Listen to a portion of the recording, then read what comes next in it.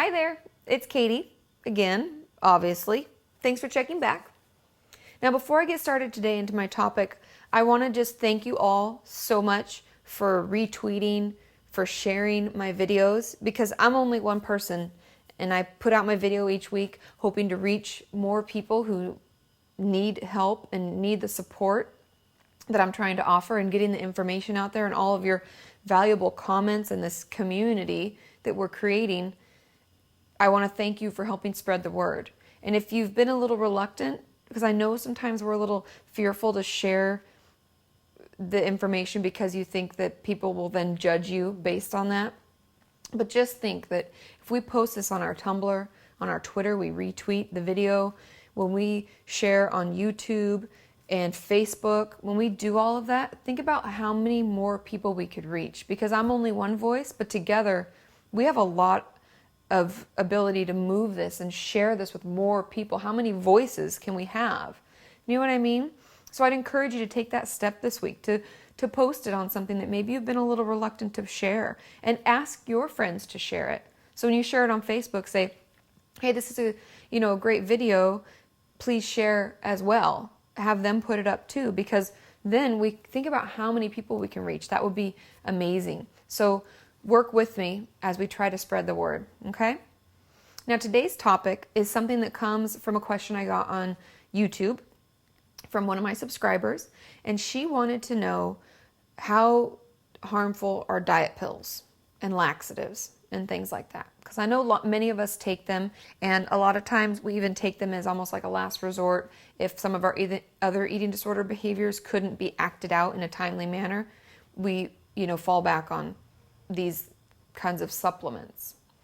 Now, I did a lot of research on this because I wanted to make sure I'm giving you enough information, but I also want to let you know that every website and everything I read about says something different.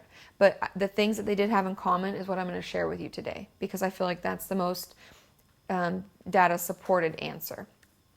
Now, as far as diet pills go, obviously, I don't really support their use, but I understand that a lot of us use them. And the main problems, and my main worry, I guess, with using diet pills is if they have a lot of caffeine, which most of them do, and if they are what they call like fat blocker ones. There are certain kinds out there that they call fat blockers. Now, the ones that are fat blockers also block out certain vitamins. So when you're actually eating, you're not getting the nutrients that your body needs, because this pill is stopping your body from absorbing everything. So yes, that's probably why they say it works, although the studies weren't very impressive to me. But you're also losing all that other good stuff. Like maybe we need some vitamin A and vitamin D, and we're getting some vitamin C, but we're not getting any of that because the diet pill is like stopping everything, and we're just flushing it through our systems. So that's one of the main concerns. The second concern is because of the caffeine in them, our heart rate goes up, our blood pressure goes up, and that can be really difficult, especially for those of you who are bulimic and struggle with purging, because when we vomit a lot, our potassium levels go down, our electrolytes get imbalanced, and our heart rate becomes irregular sometimes. And that's the biggest danger with any eating disorder, to be honest, is death from heart attack.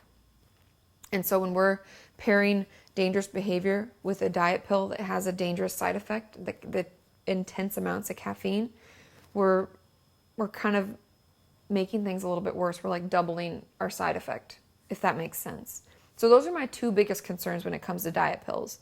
Others are just the regular side effects, as far as dry mouth, constipation, even diarrhea, horrible stomach cramps. A lot of times, I don't know if anybody else notices this, but when I take my women's once daily vitamin in the morning, I always take it on a full stomach. Because if I take it on an empty stomach, I'm like, oh, your stomach is killing, and I hate it, right? And even when I eat afterwards, I'm like, I should have had breakfast first. It's like the worst stomach ache of your life, right? Does anybody else really understand, right? It's horrible. So the cramping and all those issues, it really causes your stomach and your intestines, it's really difficult for them to break it down. So they're working extra hard And especially if we're taking the other diet pills and then we don't even get those nutrients. Poof, they're just gone.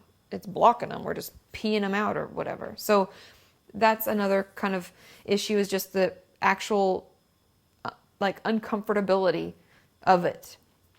And the other thing that I will talk about now is laxatives, because I know a lot of us will take diet pills with laxatives.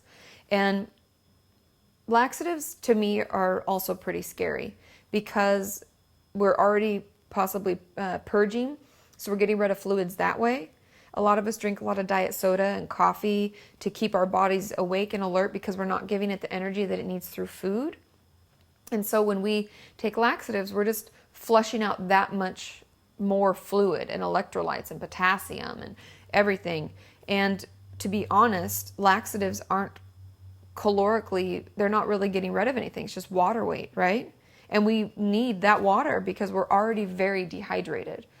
And laxative abuse can also lead to a lot of irritation of the stomach lining, your lower intestine, as well as issues with your colon.